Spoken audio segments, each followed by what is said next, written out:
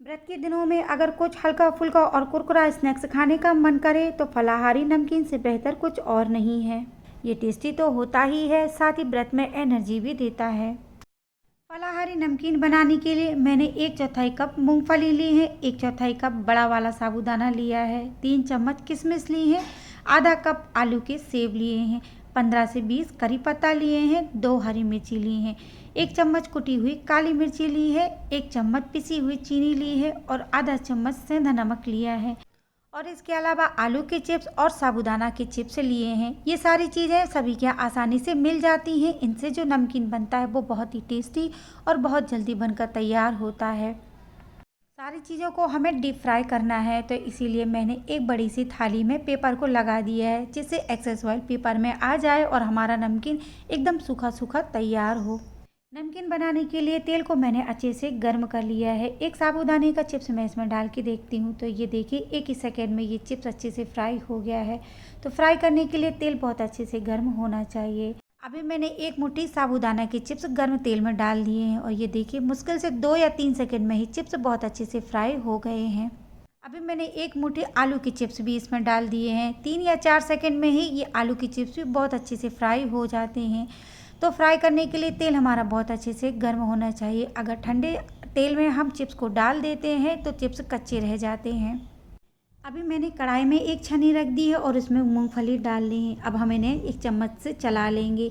अगर आप इनको कढ़ाई में डालने के बाद में फ्राई करते हैं तो जब हम मूंगफली को निकालेंगे तो कुछ मूंगफली छन्नी में आ जाएंगी और कुछ कढ़ाई में ही छूट जाएंगी, जो कि बाद में जल भी जाती हैं। तो अगर आप इस तरीके से इन्हें फ्राई करेंगे तो आपकी मूंगफली बहुत अच्छे से फ्राई होंगी और बिल्कुल भी नहीं जलेंगी।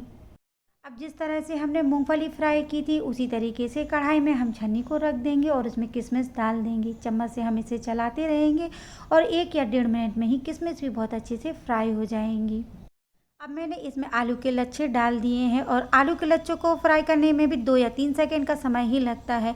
तो सारी चीज़ें बहुत ही जल्दी फ्राई हो जाती हैं, इसीलिए ये नमकीन बहुत ही जल्दी बनकर तैयार हो जाता है। अब मैंने इस गर्म तेल में 1 मुट्ठी साबूदाना डाल दिए हैं। साबूदाना जब हम फ्राई करते हैं तब तेल बहुत अच्छे से गर्म होना चाहिए। कई लोग मीडियम हॉट ऑयल में ही साबूदाना फ्राई कर देते हैं, जिससे वो अच्छे से फूलता नहीं है, बस ऊपर ऊपर फूल जाता है और नीचे से वो कच्चे रहते हैं। जब भी आप साबूदाना फ्राई करें तब आप थोड़ा सा केयरफुल रहें, क्योंकि तेल में जाने के बाद में साबूदाना फटता है। तो जब आप साबूदाना को फ्राई करते हैं तो फ्राई करते समय आप तेल से थोड़ा सा दूर हो जाएं, नहीं तो तेल उछलकर आपके ऊपर भी आ सकता है। तो ये देखिए साबूदाना भी बहुत अच्छे से फ्राई हो गया है, अंदर से बिल्कुल भी कच्चा नहीं है।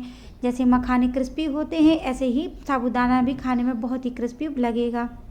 अब हम मिर्ची को फ्राई करेंगे, तो मिर्ची को फ्राई करने के लिए मैंने मिर्ची को बारीक बारीक काट लिया है और छन्नी में ही मैं इसको फ्राई कर रही हूँ।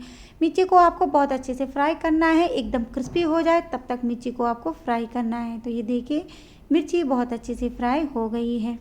अब हम करी पत्ता फ्राई कर लेंगे, तो करी पत्ता को भी मैंने छन्नी में ही फ्राई किया है। जो भी चीज़ें छोटी छोटी होती हैं अगर आप उसको छन्नी में रख कर फ्राई करेंगे तो चीज़ें अच्छे से फ्राई भी हो जाएंगी और बिल्कुल भी नहीं जलेंगी। तो ये देखिए सारी चीज़ें बहुत अच्छे से फ्राई हो गई हैं और सारी चीज़ों को हमने एक पेपर पर डाल दिया है। अब जितना भी एक्स्ट्रा का ऑयल होगा सारा पेपर में आ जाएगा और हमारा नमकीन बिल्कुल भी ऑयली नहीं बनेगा।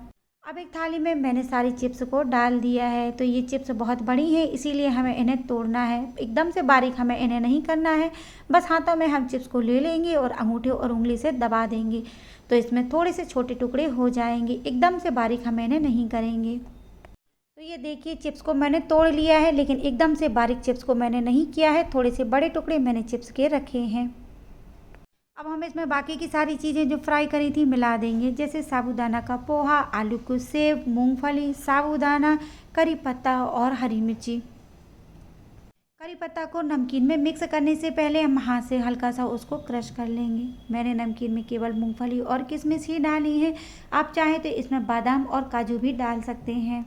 अब मैंने इसमें 1 चम्मच पिसी हुई चीनी डाल दी है, आधा चम्मच व्रत में खाए जाने वाला सेंधा नमक डाल दिया है, 1 चम्मच कुटी हुई काली मिर्च डाल दी है। जो लोग व्रत में लाल मिर्ची खाते हैं वो इसमें लाल मिर्ची भी डाल सकते हैं।